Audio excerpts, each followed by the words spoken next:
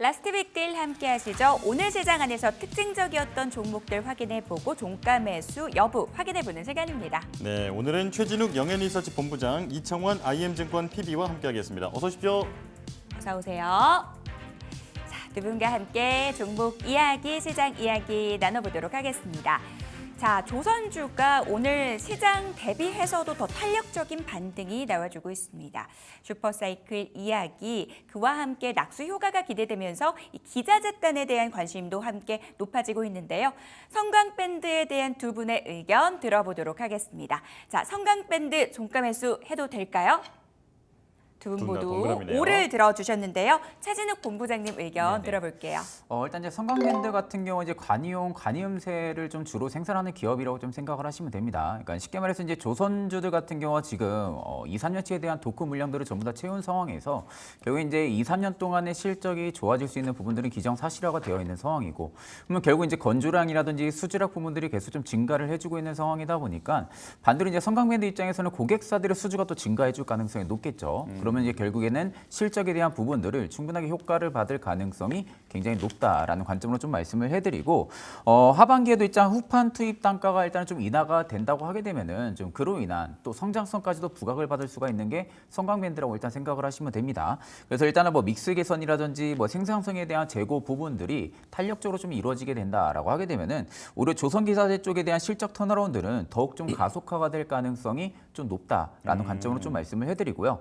일단 이제 전일 시장에서는 대부분의 업종들이 전부 다 떨어지고 또 많은 급락들이 좀 나왔던 상황이죠. 그로 인해서 오늘 좀 7% 정도 이상의 좀 상승률을 좀 보여주고 있는 상황인데, 지금 수급적인 면을 보게 되면은 매수가보다 지금 매도가 굉장히 좀 많은 상황들이 좀 연출이 되고 있습니다. 그렇기 때문에 오히려 하락에 대한 폭보다는 상승에 대한 유동성을 좀 먹으려는 움직임이 좀 나올 가능성이 좀 높다라는 관점으로 좀 말씀해드리고, 일단 중장기평들이 전부 다 밀집이 되어 있는 상태입니다. 중장기평들이 전부 다 밀집이 되어 있는 상황에서 여전히 또 지지를 받아주고 있는 모습이기 때문에 저는 추가적인 상승이 나올 가능성이 좀 높다라는 관점으로 말씀해드리겠습니다. 네, 자, 성광밴드 추가적인 상승을 기대해 볼 수 있다라고 말씀하시면서 종가 매수 의견을 들려주셨고요. 자, 다음은 최근에 가장 큰 관심을 받았던 종목 중에 하나입니다. 바로 산일전기인데요. 자, 이 종목에 대한 의견 여쭤보겠습니다. 자, 두 분 의견 들어주세요.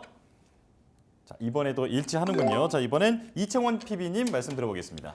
근데 개인적으로 시장에서 상당히 시장만 안 좋은 게 아니었다면 주가는 역시나 더 올라갔을 만한 그런 기업이 아닌가라고 보여지는데, 산일전기가 현 시점에서 놓여 있는 경영 환경 자체는 분명히 좋습니다. 네. 단순하게 노후화된 인프라를 계속해서 미국에서 확장해 갈 것이다라고 하는 그것뿐만이 아니라요.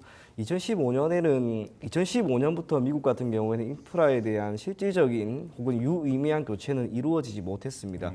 주민 불용성이라고 하는 측면 때문이었는데 이게 지금 해소가 되는 그런 국면입니다. 자연스럽게 미국과 유럽 쪽을 기반으로 하고 있는 전선과 변압기에 대한 수출은 더 늘어날 수밖에 없는 그런 상황으로 보이고, 동사가 현재 시점에서 보이고 있는 실적이라고 하는 측면도 너무나 좋습니다.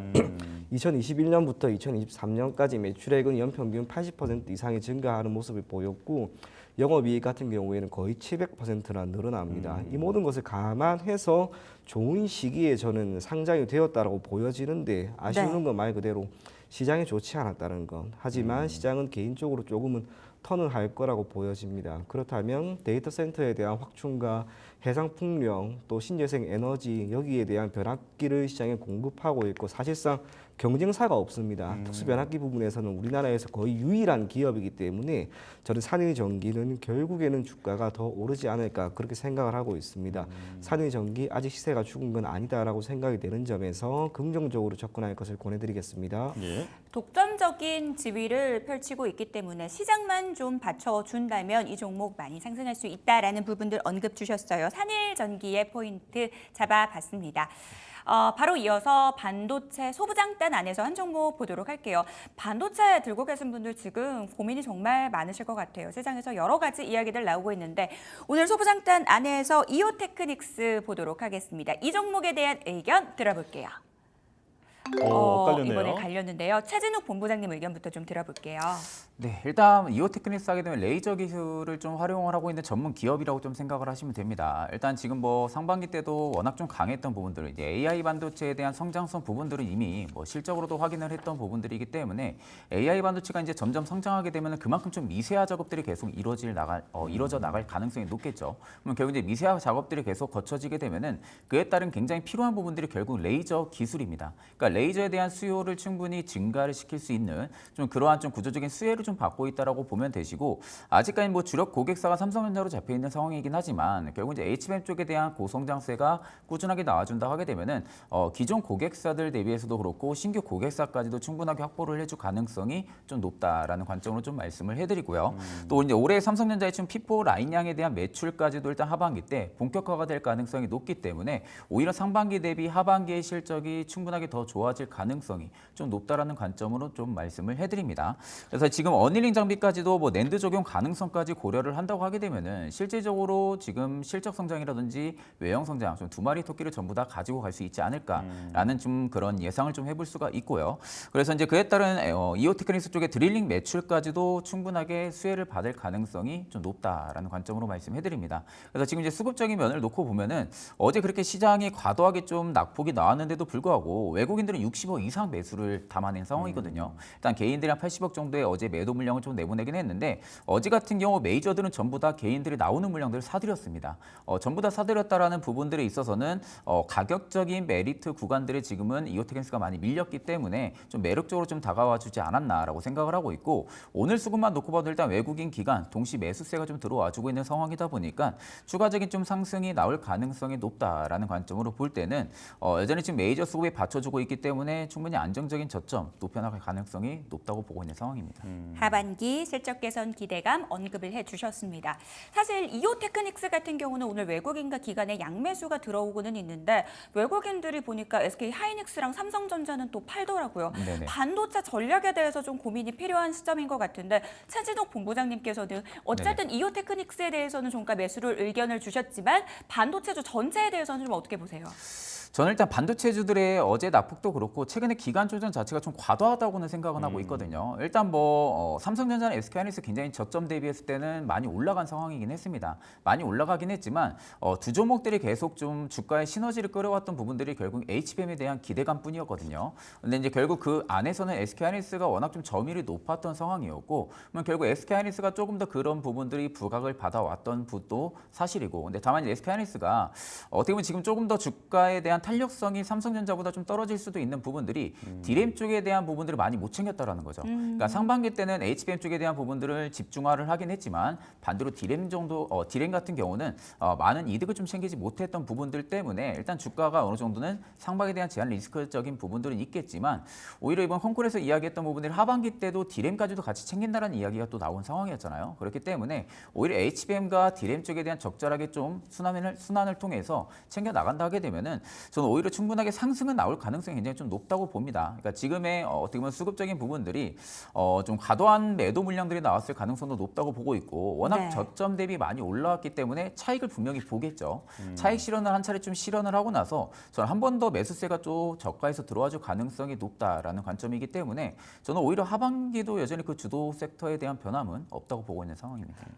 하반기 반도체가 여전히 주도주 지위를 획득할 것이다라는 부분도 언급해 주셨어요. 이청원 PB님 의견도 궁금하거든요. 어떻게 보세요? 개인적으로 저는 지금은 반도체는 조금은 관망할 필요가 있지 않을까 그런 생각이 듭니다. 네. 사실상 우리가 원하는 건 투자했다는 수익이죠. 그럼 이 수익을 위해서는 강한 매수세가 붙고 거래량도 실리고 그렇게 해야 되는데 반도체 쪽은 지금 어제도 그랬지만 시장이 밀리는 가운데 가장 많이 밀렸습니다. 예. 반대로 올라갈 때도 정말 탄력적으로 올라갔어야 되는데 오늘 제가 보았을 때는 그 정도까지는 아닌 것 같습니다. 반도체에 대한 투심이 아직은 여전히 좋지 않다라고 생각이 된다는 점에서 비록 이오테크닉스가 오늘 적지 않은 상승 흐름을 보인다 하더라도 지금 시점에서 동사는 물론이고 반도체 쪽은 잠시 권해드리기는 어렵다는 이야기 전해드리겠습니다.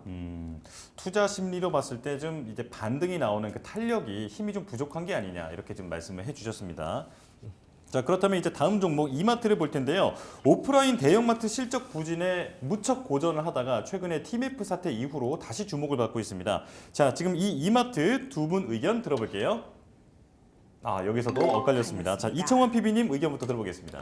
개인적으로 최근에 이마트와 관련된 리포트를 쭉 읽어보면서 정리를 해보면요. 네. 우리 모두가 아는 것처럼 지금 소비 쪽, 특히 유통 쪽 같은 경우에는 매출의 개선이라고 하는 건 쉽지 않습니다. 그러다 보니 나타날 수 있는 현상이 비용을 계속해서 줄여나가는 건데 동사 같은 경우에는 현재 오프라인 매장에 대한 구조조정을 계속해서 이어나가고 있고요. 희망퇴직을 통해서 인건비에 대한 부담도 감소시키고 있습니다.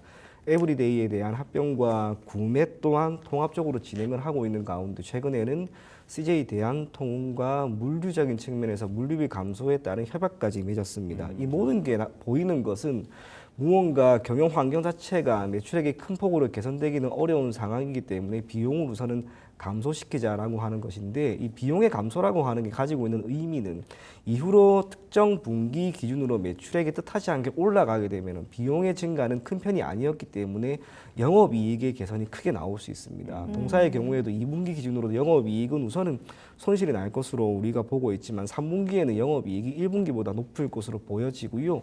영업이익률도 물론 크지는 않습니다만 대략 1.7% 정도까지 기대가 된다는 점, 그 모든 것들은 당연히 우리가 좋게 바라볼 수밖에 없을 것 같고요.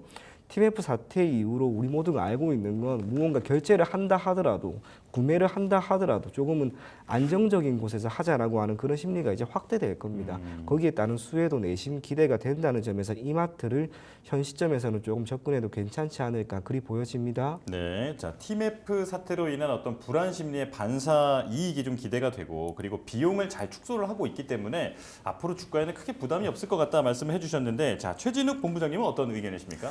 일단 이제 TMF 사태의 반사 수혜를 받는다라는 부분들을 좀 생각을 해볼 부분들이 결국 이제 온라인 중심적으로 소비 패턴 변화가 나타났다는 거거든요. 이게 일전에는 오프라인 쪽에 대한 소비 변화 패턴들이 굉장히 좀 크게 나타났다 하게 되면은 결국 이제 TMF 사태가 났던 부분들 대부분 뭐 가서 구매를 하는 게 아니잖아요. 온라인에서 뭐 결제를 통해서 이런 부분들을 좀 처리를 하는 부분들인데 그러면 결국 소비자들 입장에서는 오프라인보다 온라인 쪽에 조금 더 집중을 많이 하고 있다라는 거죠. 그러면 결국 온라인에 대한 소비 패턴 변화가 나타났다 하게 되면은 실질적으로 이마트 쪽에 대한 그 반사 수혜가 얼마나 커질지에 대한 부분들의 의구심이 저는 좀 있다고 생각을 하고 있고 물론 지금 뭐 어떻게 보면 오프라인 3사가 좀 통합으로 인해 가지고 그 시너지 효과는 분명히 있을 거라고 봅니다. 뭐 트레이더스의 신규 출전 부분들도 결국 외형 성장을 이끌어줄 가능성이 높다고 보는데 일단 온라인 중심적인 소비 패턴 변화가 일단 일어난 상황이다 보니까 일정한 또 어떻게 보면 매출 반등 부분들이 강하진 않을 가능성이 높다라고 보고 있는 상황이거든요. 네. 그래서 지금 뭐 재무 구조도 보게 되면 ROE 같은 경우도 연간 ROE를 놓고 보면은 사실상 그렇게 ROE가 막 특출나게 위로 올라가고 있는 모습들은 아직 포착이 되고 있지가 않습니다. 그렇기 때문에 오히려 주가에 대한 부분들은 바닥이 잡혔을지언정 오히려 주가를 좀 상방으로 턴을 시켜줄 만한 그런 마땅한 재료들은 아직까지 보여주고 있는 모습들이 아니기 때문에 저는 오히려 좀 매수를 진행을 하게 되면 좀 답답한 모습들이 또 나와줄 가능성도 높다고 봅니다. 물론 이제 이마트가 안 좋은 건 아니지만 지금 자리에서 저는 오히려 기록으로 본다 하게 되면 매수 관점이 좀 유효하다고 보는데 네. 내가 어떻게 보면 좀 짧은 수익률을 놓고 본다라고 하게 되면은 아직은 조금 관망을 하는 게 맞다고 보고 있습니다. 네, 바로 이어서 두산그룹주로 넘어가 보도록 하겠습니다. 밥캣과 로보틱스 합병을 두고 연일 잡음이 있었는데요. 두산 로보틱스에 대한 두 분의 의견 바로 들어보겠습니다.